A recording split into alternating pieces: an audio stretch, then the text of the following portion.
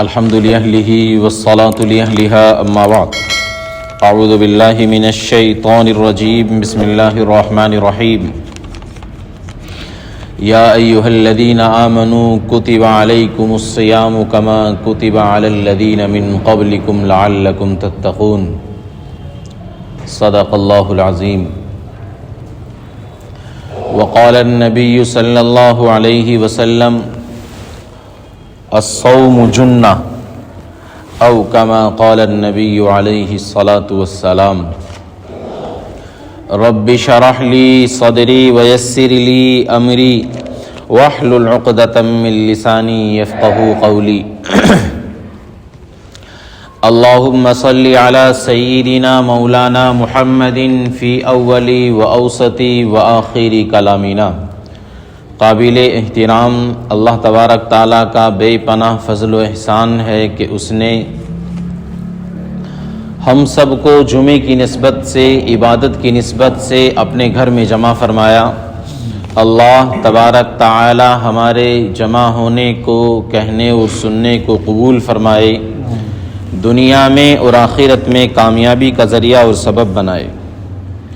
شعبان کا مہینہ چل رہا ہے، شعبان کی آج 15 تاریخ ہے، اور جس میں اللہ کے رسول صلی اللہ علیہ وسلم نے فرمایا تھا کہ یہ وہ رات ہے کہ جس میں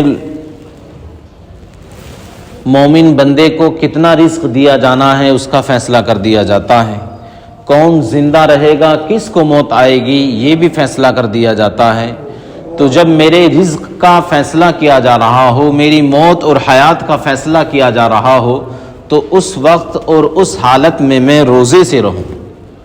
تو جب رات میں فیصلہ کیا جا رہا تھا، آج جب فرشتے ان فیصلوں کو نوٹ کر رہے ہیں، اپنے پاس لکھ رہے ہیں کس کو کتنی روزی ملنی ہے، کس کو کتنا رزق دیا جانا ہے، کس کی موت آنی ہے، کس کو زندگی ملنی ہے، کس کو کیا کچھ ملنا ہے، کس کی عزت ہونی ہے اور کس کو رسوا اللہ تبارک تعالیٰ کو کرنا ہے، تو یہ سب چیزیں جب فرشتے آج نوٹ کر رہے ہیں اپنے پاس کہ اللہ کی طرف سے 1 سال کا یہ پروانہ ملا ہے، تو ہمارے بہت سے احباب، ہمارے بزرگ، ہمارے دوست آج روزے کی حالت میں ہیں۔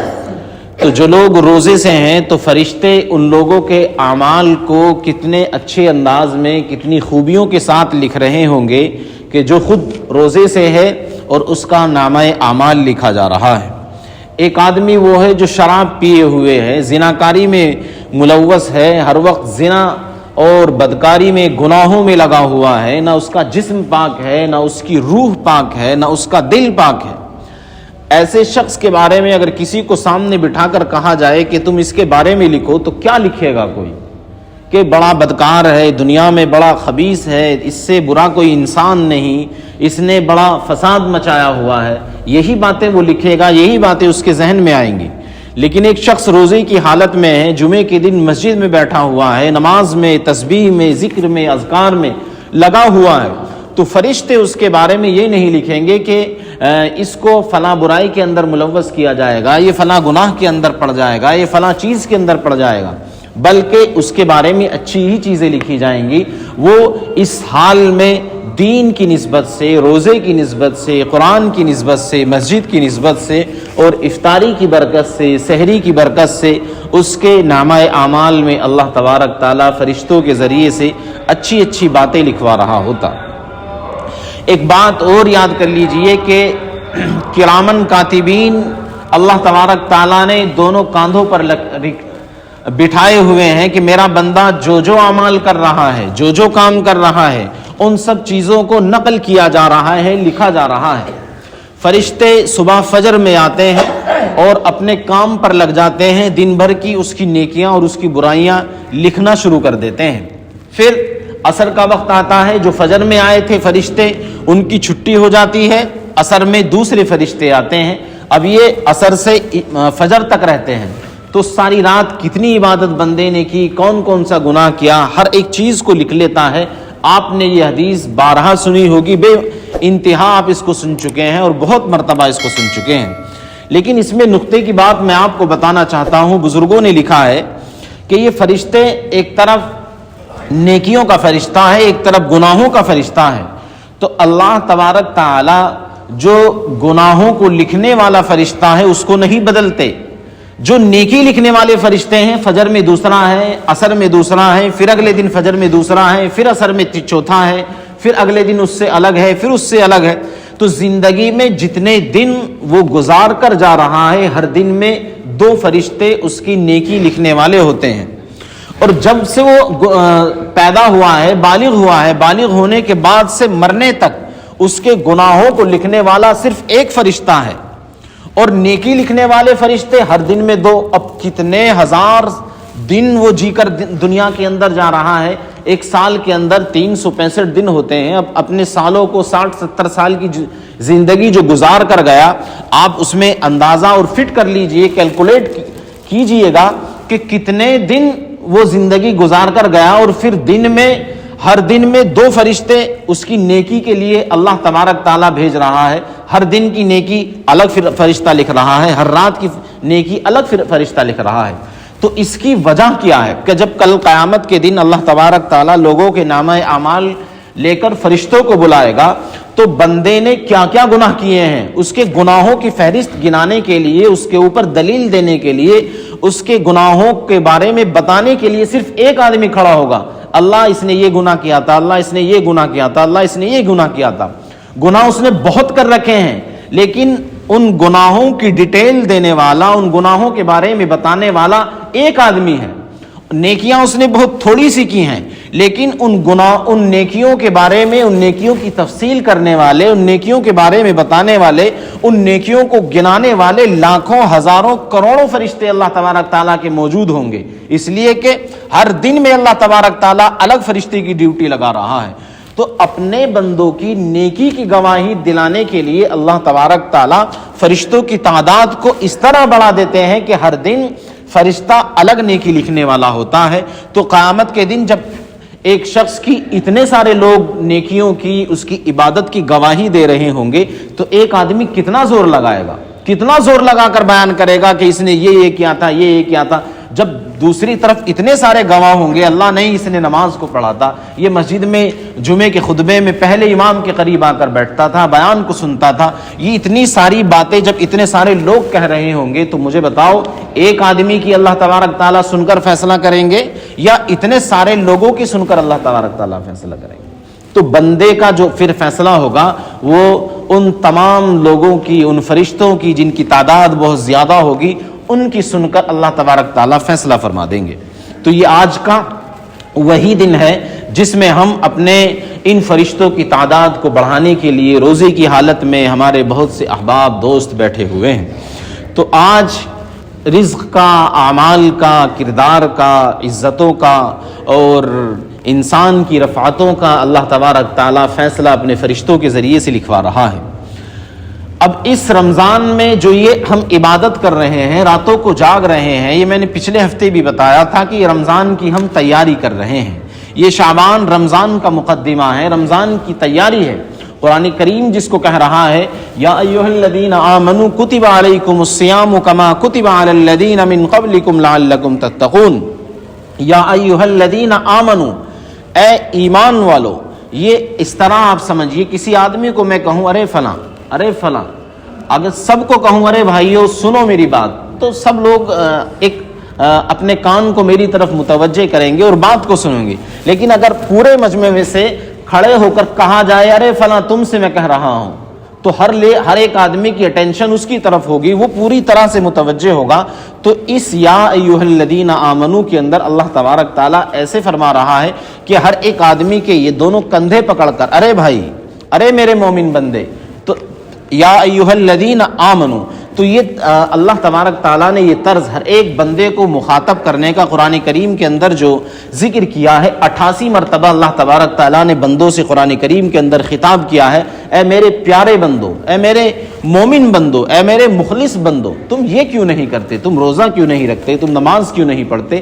بنی اسرائیل کو اللہ تبارک تعالیٰ نے ایک مرتبہ خطاب کیا تھا، تو وہ اس خطاب پر اتنے خوش ہوئے کہ انہوں نے کہا نحن ابناء اللہ واحباؤ، کہ ہم تو اللہ کے بیٹے ہیں اور اس کے منتخب اور چنیدہ بندوں میں سے ہیں.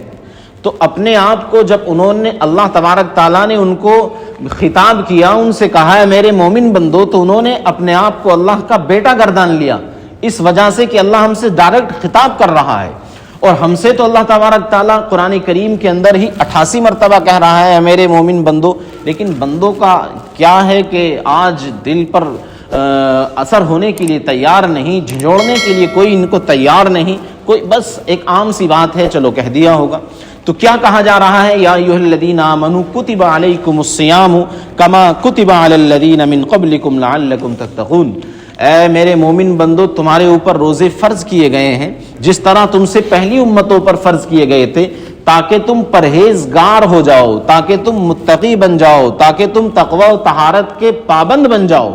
تو یہ جو روزہ رکھا جا رہا ہے، یہ جو روزے کی تلقین کی جا رہی ہے، اس وجہ سے کہ انسان ایک مومن بندہ اللہ تبارک تعالیٰ کے حضور اپنی صحت کا بھی خیال رکھے اور اپنی عبادات کا اور اپنے انوارات کا بھی خیال رکھے۔ آج کا جو پورا ٹاپک ہے، میں جو ہمارے اسلامی قوانین ہیں، جو ہمارے اسلامی اصول ہیں، ان کے فوائد میں گنا رہا ہوں۔ ثواب تو آپ اچھی طرح جانتے ہیں کہ روزے کے اندر 70 گنا بڑھا دیا جاتا ہے، نفل کا ثواب فرضوں کے برابر کر دیا جاتا ہے، اور روزے کی قیمت اللہ تبارک تعالیٰ خود دیں گے قیامت کے دن، وہ کسی کو نہیں پتا، تو وہ تو آپ سب جانتے ہی ہیں، لیکن اس کے دنیاوی فوائد کیا ہیں، اس کا فائدہ کیا ہے؟ تو آج میں صرف فوائد پر بات کر رہا ہوں۔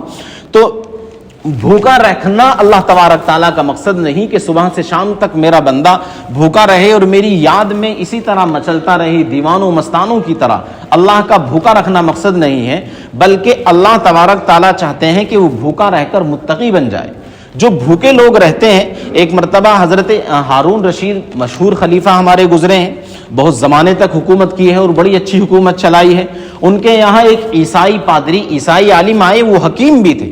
انہوں نے آ کر کہا کہ ہارون بادشاہ سلامت، اگر تم لوگ دعویٰ کرتے ہو کہ قرآن کریم کے اندر ہر ایک چیز کا علاج اور ہر ایک چیز کا اللہ تبارک تعالیٰ نے اصول بیان کر دیا ہے، تو مجھے بتاؤ کہ انسانوں کی صحت کے بارے میں اللہ تبارک تعالیٰ نے کیا بیان کیا ہے، کیا کہا ہے قرآن کریم نے؟ تو ہارون رشید کے دربار میں علماء ہر وقت موجود ہوا کرتے تھے، ہارون رشید نے علماء کی طرف اشارہ کیا تو علی بن حسن کھڑے ہوئے، ایک بہت زبردست بڑے عالم ہیں۔ انہوں نے کہا کہ قرآن کریم کے اندر اللہ تبارک تعالیٰ نے کھانے پینے کے بارے میں کہا ہے کلو وشربو ولا تسرفو، کہ کھاؤ پیو اور فضول خرچی نہ کرو، اور ایٹنگ کے بارے میں کہا کہ اس کو کسی بھی حال میں برداشت نہیں کیا جائے گا، اس کو نہیں استعمال کیا جائے گا، نہیں کھایا جائے گا، کہ جتنی ضرورت ہے وہ کھاؤ، اس سے زیادہ کی گنجائش نہیں، اس سے زیادہ نہیں کھانا ہے۔ اچھا، قرآن کریم کے اندر چلو مل گیا۔ اب مجھے بتاؤ کہ کیا تمہارے حبیب سرور کائنات صلی اللہ تعالیٰ علیہ وسلم نے بھی صحت کے بارے میں کوئی اصول، کوئی ضابطہ، کوئی قانون، کوئی دستور بیان کیا ہے؟ تو حسن بن علی پھر کھڑے ہوئے اور انہوں نے کہا کہ اللہ کے رسول صلی اللہ علیہ وسلم نے فرمایا ہے کہ معدہ تمام بیماریوں کی جڑ ہے، تمام بیماریوں کی جڑ ہے، تمام بیماریوں کی بنیاد ہے، اور تم اپنے جسم کو وہی دو جس کا تمہارا جسم تقاضا کر رہا ہے، جس کو تمہاری باڈی کی ضرورت ہے، جس چیز کی تمہاری باڈی کو ضرورت ہے تم اپنی باڈی کو وہی دو، اور پرہیز علاج سے بہتر ہے۔ اب جب آپ اس کو اپنے الفاظ کے اندر، آج کی ڈاکٹروں کی لائن کے اندر، آج کل ڈاکٹروں نے گھر گھر ڈاکٹر ہیں، محلے میں گلی کوچوں میں ڈاکٹر ہیں، تو ریسرچ ان کی عام ہوتی چلی جاتی ہے، ہر کوئی پڑھتا ہے۔ جب ریسرچ آتی ہے تو آپ دیکھیے کہ اللہ کے رسول کہہ رہے ہیں جسم کو جس چیز کی ضرورت ہو وہ دو۔ معدہ تمام بیماریوں کی بنیاد ہے، اس کی جڑ ہے۔ آپ اگر کوئی انسان شوگر کا زیادہ استعمال کرتا ہے، چینی زیادہ کھاتا ہے، تو وہ شوگر کا مریض ہو سکتا ہے، شوگر کا پیشنٹ بن سکتا ہے۔ اور اگر کوئی شخص ایسا ہے وہ کریمی اور اسپائسی چیزیں زیادہ کھانے کا شوقین ہے، خوب استعمال کرتا ہے کریمی چیزوں کو، اور تو پھر اس کو کولیسٹرول ہونے کا خطرہ ہے۔ ڈاکٹرز کہتے ہیں کہ اگر آپ کریمی چیزیں کھائیں گے تو آپ کو کولیسٹرول ہو سکتا ہے۔ اگر آپ چٹکیلی چیز کھا رہے ہیں، مرچوں کی چیز کھانے کے عادی ہیں، اسپائسی چیز آپ خوب پسند کرتے ہیں، چٹکیلا ہونا چاہیے، زبان کا چٹکارا ہونا چاہیے، تو وہ شوگر کا، وہ بلڈ پریشر کا مریض ہو سکتا ہے۔ تو اس حدیث کے اندر جب اس نے سنا کہ یہ سب چیزیں اس کے اندر پوشیدہ ہیں، اللہ کے رسول صلی اللہ علیہ وسلم نے یہ سب کچھ بتایا ہے، تو انہوں نے کہا کہ بڑے بڑے حکیم اور جالینوس اور بڑے اطباء کے لیے تمہارے نبی نے کچھ نہیں چھوڑا، سب کچھ اس حدیث کے اندر انہوں نے پورے طب کے اصول بیان فرما دیے ہیں۔ تو یہ جو بھوکا رکھا جا رہا ہے، یہ جو کہا جا رہا ہے کہ تمہیں ہر وقت اللہ کی یاد میں ڈوب کر رہنا ہے، اللہ کو یاد کرنا ہے، تو وہ انسانوں کے فوائد کے لیے ہے، مومن بندوں کے فائدے کے لیے۔ ایک مومن صبح کو اٹھتا ہے عبادت کے لیے، اور جب وہ زیادہ کھا لیتا ہے تو نہ اس دن اس کو عبادت میں مزہ آتا ہے اور نہ اس کی اپنے کاموں میں اس کا دل لگتا ہے۔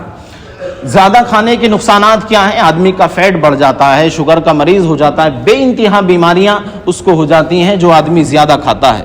زیادہ کھانے کی وجہ سے اس کا وزن بڑھتا ہے، اور جس آدمی کا وزن بڑھ جاتا ہے ہر وقت سست رہتا ہے، نہ زیادہ دور چل سکتا ہے، 10-20 قدم چلا سانس اس کی پھول جاتی ہے۔ جو آدمی اپنے لیے کچھ نہیں کر سکتا، جو آدمی 2-4 قدم نہیں چل سکتا، جو شخص اپنی صحت کا خیال نہیں کر سکتا، وہ اللہ کی عبادت کیا کرے گا؟ وہ اللہ کے حضور پیش ہو کر اللہ کے سامنے 2-4 رکعت کس طرح سے پڑھے گا، کس طرح سے عبادت کرے گا؟ تو جو آدمی بھوکا رہتا ہے وہ طاقت اور تندرستی کے اعتبار سے زیادہ بہتر ہوتا ہے۔ اللہ کے رسول صلی اللہ علیہ وسلم کے اوپر پوری زندگی لگاتار مسلسل 3 دن ایسے کبھی نہیں گزرے کہ آپ نے پیٹ بھر کر کھانا کھایا ہو۔ ایک دن آپ کو کھانے کے لیے مل گیا تو دوسرے دن فاقہ ہوتا تھا، اور اگر 2 دن لگاتار کھانے کے لیے مل گیا تو تیسرا دن پوری زندگی میں 63 سال میں ایسا نہیں گزرا کہ تیسرے دن میں بھی آپ کو کھانا مل گیا ہو، تیسرے دن فاقہ ہوتا تھا۔ آپ نے حضرت فاطمہ الزہرا رضی اللہ تعالی عنہا کی وہ حدیث سنی ہوگی کہ بہن فاطمہ نے اپنے گھر کے اندر چند روٹیاں بنائیں، ایک روٹی حضرت علی کو دے دی، ایک بچے کو دے دی، اور ایک روٹی اپنے حصے میں آئی۔ جب اس روٹی کو وہ کھا رہی تھیں، بہن فاطمہ کو خیال آیا کہ میں تو یہاں کھانا کھا رہی ہوں، پتہ نہیں ابا حضور نے کچھ کھایا بھی ہوگا کہ نہیں۔ آدھی روٹی کھا پائی تھیں، اس روٹی کو، اس سالن کو اپنے دوپٹے میں لپیٹا اور اللہ کے رسول صلی اللہ علیہ وسلم کے دربار میں، آپ کی عدالت میں پیش ہونے کے لیے، حاضر ہونے کے لیے نکل گئیں۔ اللہ کے رسول کے پاس پہنچی تو اللہ کے رسول صلی اللہ علیہ وسلم نے آپ کا کھڑے ہو کر استقبال اور ویلکم کیا، اور کہا اللہ کے رسول مجھے کھانا کھاتے ہوئے خیال آیا کہ آپ نے کچھ کھایا ہوگا یا نہیں، یہ آدھی روٹی میں کھا چکی تھی، یہ آدھی آپ کے لیے لے کر آئی ہوں۔ اللہ کے رسول نے اس روٹی میں سے لقمہ لیا اور اپنے حلق میں رکھا اور کہا اے میری بیٹی فاطمہ، خدا کی قسم 3 دن سے اس لقمے کے علاوہ میرے حلق میں کوئی چیز نہیں گئی۔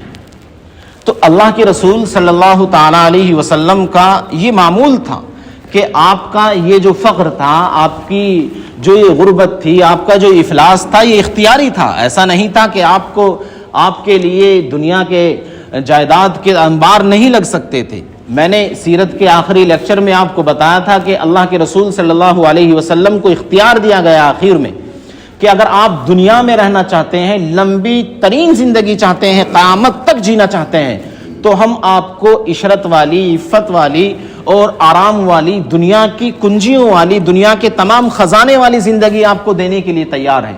دنیا کے تمام خزانے آپ کے قدموں میں ڈالنے کے لیے تیار ہیں اگر آپ دنیا میں رہنا چاہتے ہیں۔ تو اللہ کے رسول نے کہا تھا کہ میں مزید دنیا میں رہنا نہیں چاہتا، میں نے اللہ کی ملاقات کو پسند کر لیا ہے۔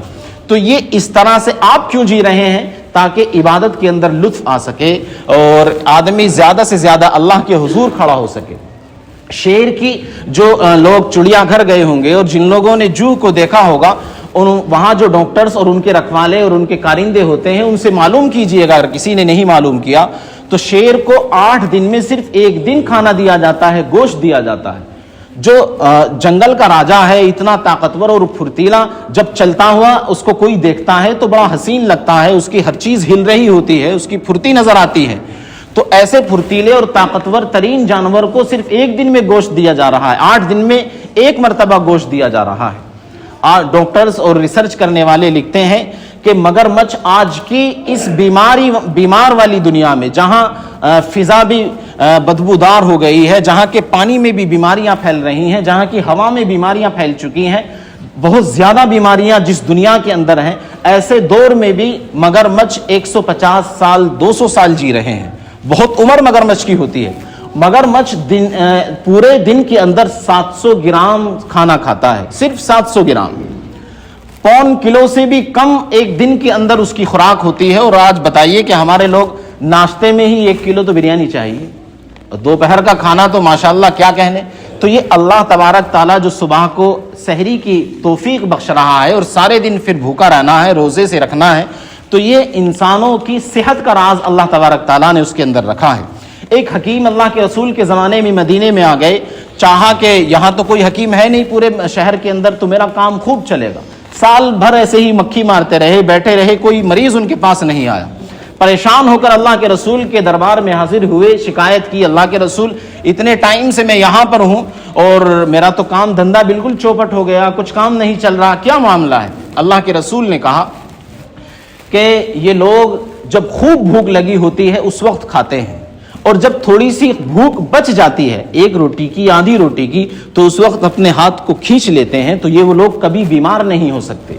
उस हकीम ने भी कहा कि इनको कभी बीमारी नहीं आएगी। उसने अपना बोरिया बिस्तर समेटा और वहां से निकल गया कि ये लोग तो कभी बीमार पड़ेंगे ही नहीं।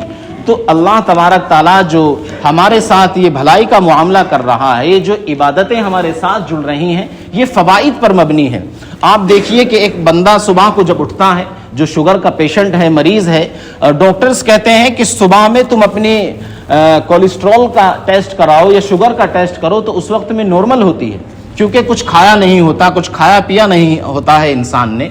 तो अब अल्लाह तबारक ताला ने फजर में 4 रकात रखी, 2 रकात सुन्नत, 2 रकात फर्ज। तबीयत बिल्कुल फ्रेश है, बिल्कुल ठीक है, बीमारी भी है तो वो भी बिल्कुल कंट्रोल के अंदर है, तो अब ज्यादा लंबी चौड़ी एक्सरसाइज की जरूरत नहीं, 4 रकात हल्की फुल्की एक्सरसाइज से तुम्हारा काम चल जाएगा। आज दुनिया के अंदर जो अंग्रेज रिसर्च कर रहे हैं, पहले कहते थे कि आप तुम जॉगिंग करो, तेज तेज दौड़ो, अब नई तहकीक और रिसर्च ही आ रही है जो कि जॉगिंग की जरूरत नहीं, तेज दौड़ने की सुबह में जरूरत नहीं। जो लोग तेज दौड़ रहे थे अब से 20-50 साल पहले, आज उनके घुटनों के अंदर शदीद दर्द इस वजह से है कि सुबह में उनकी जॉगिंग बहुत तेज थी। तो जॉगिंग नहीं करनी है, लाइट एक्सरसाइज करनी है। तो सुबह में हमारे एक हजरत हैं, वो फ्रांस के अंदर गालिबन या जापान के अंदर एक मीटिंग के अंदर गए थे। उन्होंने कहा कि 8 घंटे तक वो मीटिंग चल रही थी। वो लोग घंटे 2 घंटे के बाद थोड़ी देर का ब्रेक लेते और उस ब्रेक के बाद अपने हाथों को खोलते, कोई अपने टांगों को खोलता, कोई अपने सर को इस तरह कमर को आगे पीछे करते, कोई ज्यादा हार्ड एक्सरसाइज नहीं, हल्की फुल्की एक्सरसाइज करते। मैंने उनसे पूछा कि ये क्या कर रहे हो, कि हमें दिन में 4 से 5 मरतबा इस एक्सरसाइज को अपने जिस्म के लिए करने की जरूरत है, इससे हमारा जो जिस्म है वो फ्रेश रहता है। तो हार्ड एक्सरसाइज की जरूरत नहीं, बल्कि हमारे जिस्म को लाइट एक्सरसाइज की जरूरत है, हम इससे अपने जिस्म को फ्रेश रखते हैं। वो बुजुर्ग अल्लाह वाले थे, सोहबत याफ्ता थे और बुजुर्गों से इजाजत मिली हुई थी। उन्होंने कहा कि यही तो चीज है जो हम नमाज पढ़ते हैं। हजरत जब नमाज पढ़ने लगे तो उन्होंने देखा कि ये हमारी एक्सरसाइज से बेहतरीन तुम्हारी एक्सरसाइज है। कहते हैं कि उन लोगों ने मेरे चेहरे को देखकर पहचान लिया कि तुम मुसलमान हो, और मुसलमानों के चेहरे पर जो इतना नूर होता है, जो अल्लाह वालों के चेहरों पर इतना नूर होता है, वो इस वजह से कि वो नमाज पढ़ते हैं। और नमाज के अंदर जब इंसान सजदे के अंदर होता है तो ये एक ऐसा मकाम और ऐसा मौका होता है कि जब इंसान का दिल उसके सर से ऊपर होता है। बाकी हर वक्त इंसान का दिल जो है वो नीचे ही रहता है, सर ऊपर रहता है, लेकिन जब सजदे के अंदर होता है तो उस वक्त में दिल ऊपर होता है और सर नीचे होता है। तो अगर कोई ज्यादा लंबा थोड़ी देर सजदा कर ले तो चेहरे से ऐसा लगता है कि खून छलक उठेगा। तो ये इस वजह से, इस खून के सर्कुलेट की वजह से इनके लोगों के चेहरों के ऊपर नूर अल्लाह तबारक ताला का आ जाता है। तो सुबह में फजर की 2 रकात रख दी कि हल्की फुल्की एक्सरसाइज करनी है। दोपहर का खाना खाता है इंसान और खाना फिर अच्छा खासा खाता है, तो अब 2 रकात से 4 रकात से काम नहीं चलेगा, बल्कि 12 रकात रखी कि 12 रकात पढ़ो। और इससे तुम्हारी जो ब्लड प्रेशर के मरीज हैं, शुगर के मरीज हैं, उनकी सारी चीजें कंट्रोल आ जाएंगी। 12 रकात सुकून के साथ लाइट एक्सरसाइज कर लो। मैं फजाइल पर नहीं बल्कि फवाइद पर बात कर रहा हूं, शुरू से मैं कई मरतबा आपको बता चुका हूं। इसके बाद फिर असर की नमाज रख दी कि अभी कुछ खाना दोपहर का बचा होगा, 4 रकात अगर तुम्हारा हल्की फुल्की एक्सरसाइज की जरूरत है तो 4 रकात से काम चला लो। اور اگر زیادہ کی ضرورت ہے تو 4 رکعت آپشنل رکھی، اگر تم پڑھنا چاہتے ہو تو پڑھ لو، نہیں پڑھنا چاہتے ہو تو 4 سے بھی تمہارا کام چل جائے گا۔ اس کے بعد عصر کا وقت آتا ہے، چائے میں، پکوڑی میں، سموسے میں آدمی لگ ہی جاتا ہے، تھوڑا بہت کچھ کھا ہی لیتا ہے، تو اب کہا کہ بھئی اب آپ کو 7 رکعت پڑھنی پڑیں گی۔ 7 رکعت سے یہ جو سب کچھ تم نے کھایا ہے یہ سب کچھ ہضم ہو جائے گا، اور تمہارے لیے جسم کو فائدہ پہنچانے کے لیے یہ 7 رکعت کی لائٹ ایکسرسائز کافی ہوگی۔ اب مغرب کے بعد سب حکیم بھی، ڈاکٹرز بھی اور دانشمند بھی سب کہتے ہیں کہ مغرب کے بعد کھانا کھانا چاہیے، عموماً سب لوگ کھانا کھا لیتے ہیں۔ تو اب دوپہر کا جب کھانا کھایا تھا تو 12 رکعت کے لیے کہا کہ 12 رکعت پڑھ لیجئے۔ اب کہا جا رہا ہے کہ 12 سے کام نہیں چلے گا بلکہ 17 پڑھیے۔ 12 دوپہر میں پڑھ لی اس لیے کہ اس کے بعد بہت سے جھمیلے تھے، دنیا کے بہت سے کام تھے، لیکن اب 17 کے بعد کوئی کام نہیں ہے، صرف سونا ہے اور آرام کرنا ہے۔ تو اب اس لیے تھوڑی سی ایکسرسائز زیادہ کرنی ہے جس سے کہ کھانا ہضم ہو جائے، اور جسم کو جتنی ایکسرسائز کی ضرورت ہے، جتنا بلڈ کو فلٹر کرنا ہے، وہ ان 17 رکعت کے اندر ہو جائے گا۔ تو اس وجہ سے اللہ تبارک تعالیٰ نے یہ جو نماز رکھی ہے یہ لائٹ ایکسرسائز ہے، اور یہ انسان کے لیے اس کے جسم پر اور اس کی باڈی پر یہ اس کے فوائد ہیں۔ اسی طرح پھر اب رمضان آ گیا، صبح سے شام تک کا بھوکا تھا، اس نے افطاری کی، اور افطاری میں تو ماشاءاللہ جو پرہیز کر رہے ہوتے ہیں، جو بڑی بیماریوں کے اندر ہوتے ہیں، وہ بھی بد پرہیزی کر لیتے ہیں اور خوب چکر کھاتے ہیں۔ تو اب کہا کہ تم نے نارمل ٹائم سے زیادہ کھانا کھایا ہے، اب اللہ تبارک تعالیٰ نے 20 رکعت تراویح کی رکھی ہیں کہ اب یہ 20 رکعت تراویح کے جو فوائد ہیں اس کے ذریعے سے تمہاری صحت کی حفاظت ہوگی، اور ان فوائد کے ذریعے سے فائدہ اٹھاؤ۔ تو یہ اللہ تبارک تعالیٰ جو ہمارے اوپر عبادت کا اور یہ روزے کا، یہ نماز کا جو ہمارے اوپر ایکسٹرا بوجھ جس کو ہم سمجھ رہے ہیں وہ بوجھ نہیں ہے، بلکہ ہماری زندگی کے اور ہماری صحت کے اس کے اندر فوائد موجود ہیں اور چھپے ہوئے ہیں۔ اللہ تبارک تعالیٰ ہمیں ان فوائد کو سمجھ کر اپنی زندگی گزارنے کی توفیق مرحمت فرمائے۔ انسان کو خوب بتا دیا جائے کہ اتنا ثواب ہے، اتنا ثواب ہے، اتنا ثواب ہے، اس کو نہیں سمجھتا، اور اگر ڈاکٹرز کہہ دیں کہ اس کا یہ نقصان ہے، اس کا یہ فائدہ ہے، تو وہ سمجھ لیتا ہے۔ تو اس لیے فوائد پر اللہ تبارک تعالیٰ نے یہ توفیق بخشی ہے۔ رمضان میں آپ خوب عبادت کریں فوائد کو سامنے رکھتے ہوئے، اور عبادت کے جو ثواب ہیں اس کو بھی سامنے رکھتے ہوئے۔ اللہ تبارک تعالیٰ رمضان کی قدردانی کی توفیق مرحمت فرمائے۔ وآخر دعوانا الحمدللہ۔